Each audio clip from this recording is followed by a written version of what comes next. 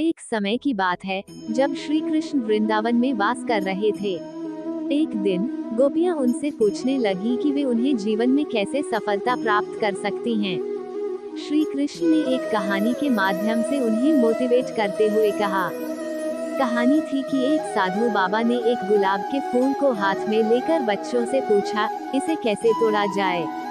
बच्चों ने विभिन्न तरीकों से जवाब दिया, परंतु बाबा ने मुस्कुराते हुए कहा, फूल को तोड़ने की जरूरत नहीं है, बल्कि तुम्हें उसका सौंदर्य देखना चाहिए। श्री कृष्ण ने गोपियों से कहा कि जीवन में सफलता का मतलब सिर्फ लक्ष्य की प्राप्ति नहीं है, बल्कि सफलता उस सफलता की राहों में भी छुपी होती है जो हमें जीवन को सुंदर बनाती है। श्री कृष्ण ने गोपियों को और भी सीख दी। उन्होंने कहा, जब तुम किसी लक्ष्य की प्राप्ति के लिए मेहनत करती हो, तो महत्वपूर्ण है कि तुम उस मार्ग का भी आनंद लो।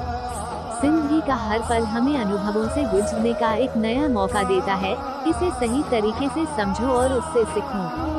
श्री कृष्ण ने एक और कहानी सुनाई, जिसमें एक छोटा सा बच्चा अपनी माँ से पूछता है, माँ, मैंने तुम्हें पूरी दुनिया घूमने का लक्ष्य बताया था, क्या तुम मुझसे प्यार करोगी जब मैं वापस आऊँगा। माँ ने हंसते हुए कहा, बिल्कुल मेरे बच्चे, पर तुम यह भी याद रखो कि मैंने तुम्हें तुम्हारे लक्ष्य को प्राप्त करने के लिए प्यार किया है, न कि तुम्हारे यात्रा के लिए। इससे गोपियों को समझ आया कि सफलता में असली आनंद तभी होता है जब हम अपने मार्ग का भी मजा लेते हैं और जीवन की सभी सीखें सही तरीके से समझते हैं। कर्म का फल चाहे जैसा भी हो, इसे पूरी ईमानदारी से करो।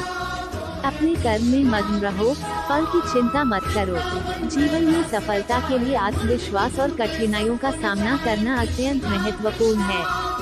भगवान श्री कृष्ण का संदेश कर्मण्येवाधिकारस्ते मा फलेषु कदाचन। जीवन को सजीव और उत्कृष्ट बनाने के लिए सत्य, धर्म और प्रेम का पालन करें। जीवन में सीखना और सुधारना कभी भी बंद नहीं होता, ये हमें सतत उन्नति की दिशा में ले जाता है। जब तुम किसी कार्य को ईमानदारी से करते हो, तो भगवान भी तुम्हारे साथ होते हैं।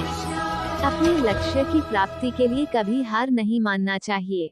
आत्मनियंत्रण और सामर्थ्य के माध्यम से ही जीवन को सही दिशा में आगे बढ़ाया जा सकता है। जीवन का सारा रहस्य सिर्फ एक शब्द में छिपा है, सेवा।